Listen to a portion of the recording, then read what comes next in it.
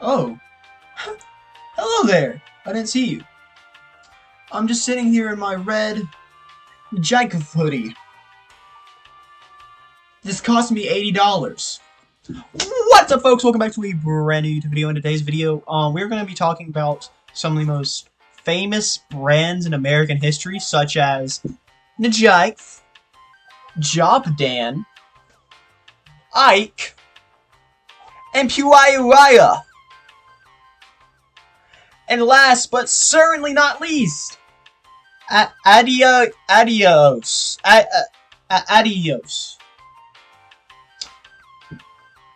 This is not legal. Anyways, we've all worn a Nike hoodie, Nike pants, Puma pants, Nike gloves. But there is a massive world of just completely and utterly hilarious off-brands out there. And in fact, it is a massive market, with off-brand clothings generating $395 billion in revenue just in the United States alone. And many of the giant brands you see on billboard signs and in commercials, and when you're trying to watch Super Bowl, or when you're trying to watch YouTube on your TV and a 50-second unskippable fucking ad comes on, you started off as off-brands. These brands include Pepsi, which was created in 1893 as a cheap alternative to Coca-Cola, Oreo, Red Bull, Ben & Jerry's, all of these, and including Kraft, all of these started off as off-brands that were considered the cheaper and worse alternative to the main brand of these foods. Oreo is probably the most famous one, because, well, Oreo actually ripped off the company Hydrox, which started the little chocolate little ice cream cookie thing in 1908, compared to Oreo, which established in 1912, and pretty much just stole it, became more popular, and got richer, and Hydrox would end up going out of business. In fact, this led to Hydrox suing Oreo, and they lost horribly. Oreo absolutely destroyed them in the lawsuit. The reason for this is because Oreo had better branding, stronger distribution advertising, more appealing packaging. You ever seen an Oreo package? Now look at a Hydrox package and tell me which one you want to eat more.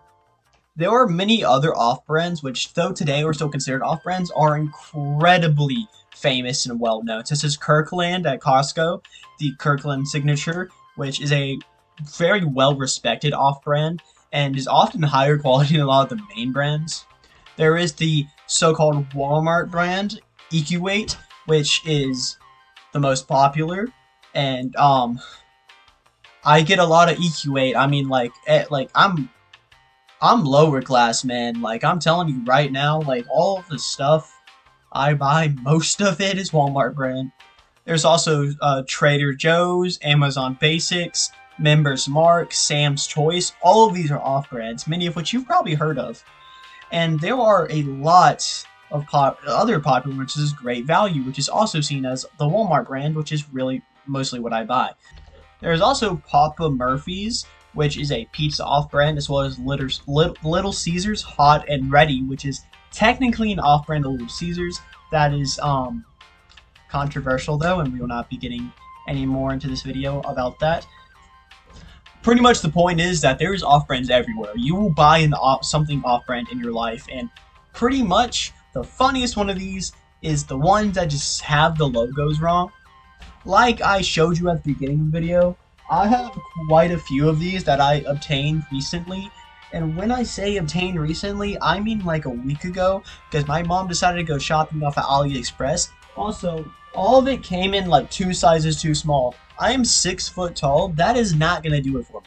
But hey, I am not going to make fun or insult people for buying off-brand stuff. Some people just kind of have to do it. Studies show that off-brands of food tend to be 25 to 40% cheaper than the name brand. Some comparisons can find up to 50 to 60% of a price difference, and for a lot of lower income families, that can be a lifesaver and can be the difference whether or not you eat that day or not. In fact, for these lower income families, studies found that around 86% of lower income families at some point or consistently buy store-bought or store-brand foods instead of the name brand, as it's a cheaper alternative, and a lot of them just don't have the money to sacrifice in order to buy the name brand.